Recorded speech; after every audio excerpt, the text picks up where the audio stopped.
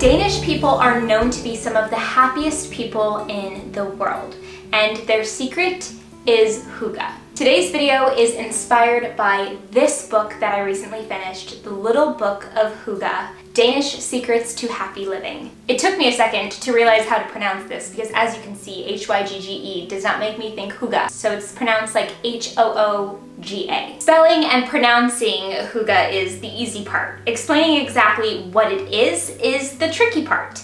Hygge has been called everything from the art of creating intimacy, coziness of the soul, I love that one, and the absence of annoyance, which is great.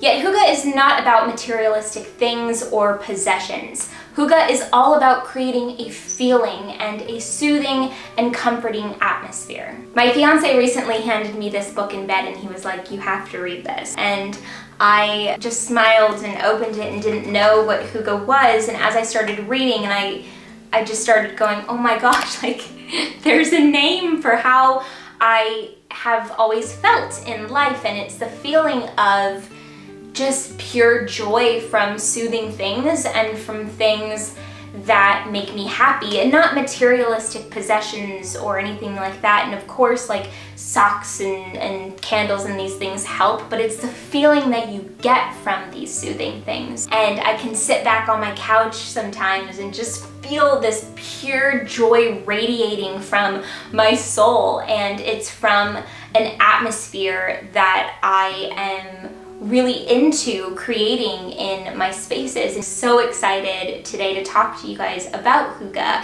So I will try my very best today to give you guys some tips on how to implement the Danish secrets to happy living. When Danes are asked what they most associate with Hygge, an overwhelming amount of them, 85% actually, all say candles. The glow of candles immediately create the perfect atmosphere. They immediately lift our spirits and they cast a warm light on a winter's night or just an evening in with friends around food and conversation.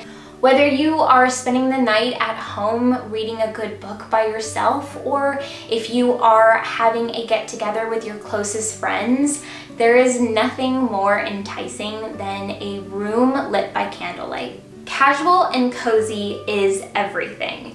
Hygge is not about dressing up to impress. Hygge is all about coming as you are. There's a feeling that you get from a person who's just wearing what they want to be wearing and not feeling like they're having to wear something specific because they're trying to impress people. It's being comfortable in your own skin, which then in turn makes everybody in the room feel comfortable. So it's about wearing your favorite cozy sweater and just feeling casual and happy in it. It's about wearing cozy wool socks that I just made an order for because the Little Book of Hygge inspired me. And of course, it's not about material possessions, but I needed more wool socks because we're going to the mountains, and so I just got some that I love, because when you're having a Hygge evening and you take your shoes off by the fire and you see your favorite wool socks there just kind of chilling, looking cute, but also very cozy and warming your feet, it kind of will bring you that same feeling of, you know, I feel cozy, I feel casual, I feel myself. And I think that that's what Hygge is all about. Togetherness. This is a big part of Hygge. Being around the people that you love. Now, of course, Hygge can be practiced by yourself. It can be practiced with one other person in your home, like your partner. No problem at all. You can do that on the daily.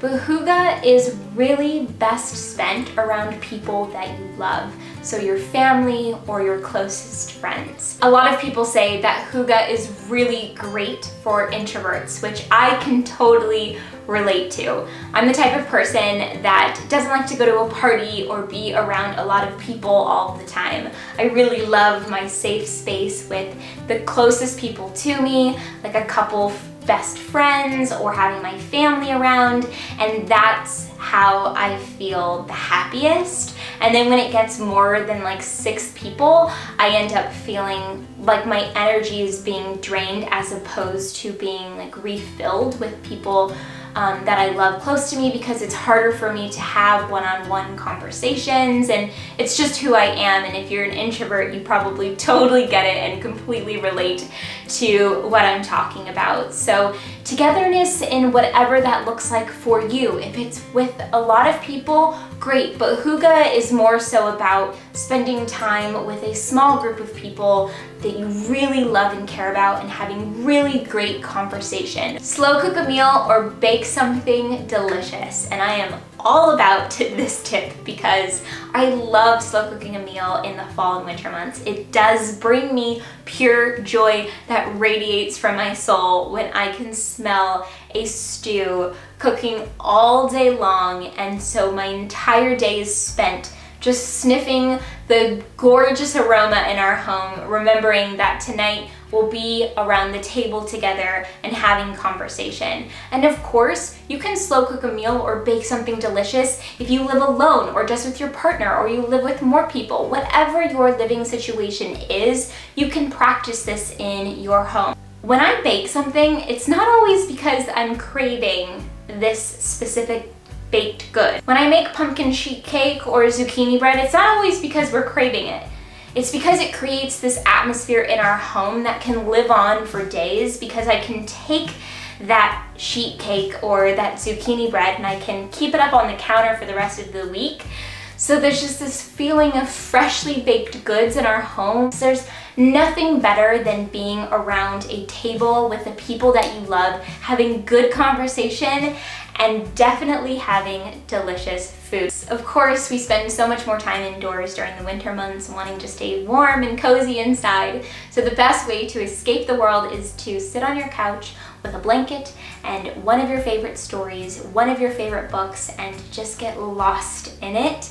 And even better, creating a space for you to read that you love. So creating an atmosphere around you, candlelight with some dim lights, but a good light for you to be able to read, and maybe even to put some classical music on if you're feeling that. If you can do that while you read, we really love dimming our lights and putting classical music on and reading in the evening, especially having our fireplace on during the winter months. It's like the best feeling in the world.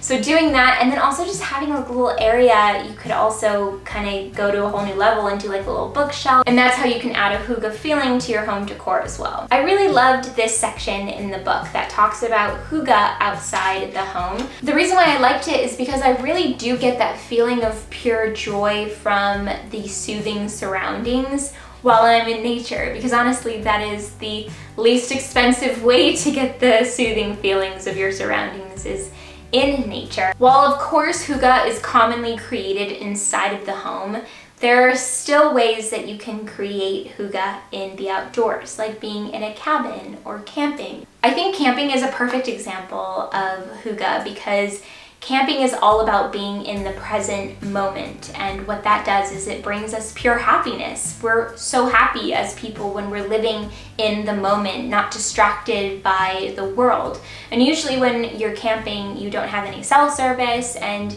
you're just living in the now, and that really does represent Hygge. Also, there's probably a fire pit, which the warm fire is also a great example of Hygge. Maybe I'll create a video about how to experience Hygge in the outdoors. Let me know if that's something you guys would like to see. Thank you all for watching this video. I hope that this video helped you learn a little bit more about Hygge. I, of course, am not a Danish person, but I tried my very best pulling from everything that I've learned about Hygge to give you guys some of my inspiration that I've been feeling ever since reading this book and just like Googling things and looking up everything that I could about Hygge. So I hope that you guys enjoyed this. I hope that you guys practice Hygge in your homes. If you are a Danish person, let me know how I did in the comments below. Please don't pull me apart if I didn't say everything the right way, but I tried my best, just inspired by what I've learned so far. Your way of life is very inspiring, so I am so happy that you're here. Those of you who do not know already, I have a weekly newsletter that comes out every Tuesday.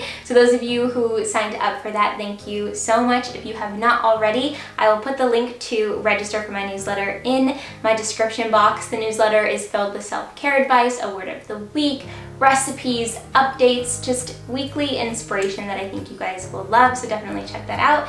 And I will see you guys very soon in a new video. In the meantime, catch up with me on Instagram. It's @CarrieRad, and I will see you guys very soon in a new one. Bye!